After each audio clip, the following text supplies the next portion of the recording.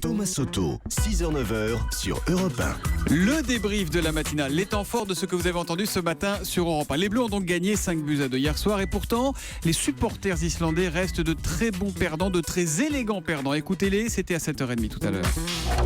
On avait déjà gagné de toute façon, on ne pouvait pas faire mieux. Ça a été la plus extraordinaire expérience de ma vie. En islandais, on dit ce qui signifie que tu peux déplacer des montagnes si tu le veux vraiment.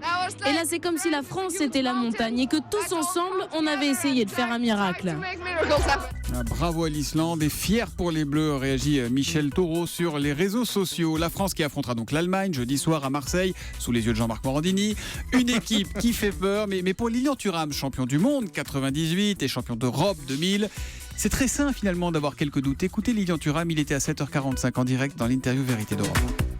C'est très important qu'il y ait un doute autour de l'équipe. Parfois, les joueurs eux-mêmes ne comprennent pas, mais c'est ce doute qui vous emmène à aller plus loin. Qu'est-ce que vous diriez aux joueurs si vous étiez Didier Deschamps?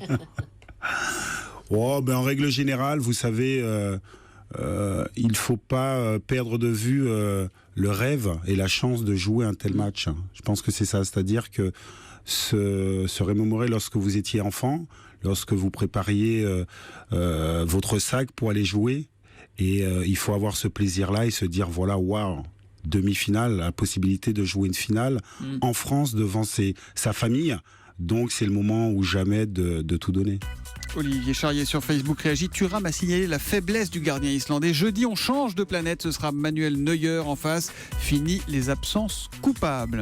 Après la disparition de Michel Rocard, beaucoup de politiques lui ont rendu des hommages plus vibrants les uns que les autres. Mais sont-ils tous sincères? Écoutez ce qu'en dit l'historien politologue Jean Garrigue. C'était à 6h45. Europe 1 vous répond. Un Jack Lang, rendre hommage à Michel Rocard, sachant ce qui a été dit par Jack Lang sur Michel Rocard à certaines époques.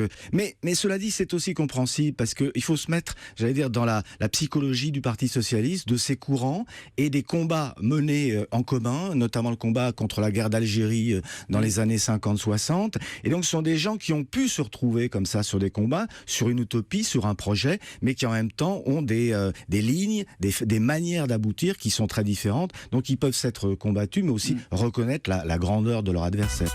Ce lundi marque le premier des 3 jours de deuil national en Irak où un attentat suicide a fait au moins 119 morts et plus de 180 blessés hier.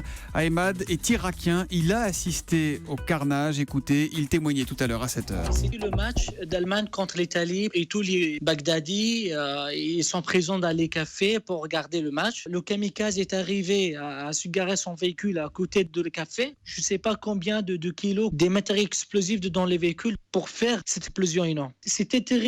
Des centaines des blessés et des morts, des femmes qui cherchent leurs fils, leurs filles, leurs garçons. Tout le monde cherche les cadavres et je pense que dans les jours à venir, ça va continuer aussi. Parce que Daesh, maintenant, ils n'ont pas des moyens forts comme avant pour attaquer les forces armées. Le seul moyen pour eux, c'est de viser les civils. Voilà un témoignage d'Ahmed, irakien, qui se trouvait sur les lieux de l'attentat suicide qui a donc fait, je vous le rappelle, au moins 119 morts. Vous réagissez à la matinale tous les matins en direct avec le Twitter, sur Twitter avec le hashtag un matin et sur europe1.fr. À suivre, c'est le journal de 9h. Christophe Charles, à tout de suite.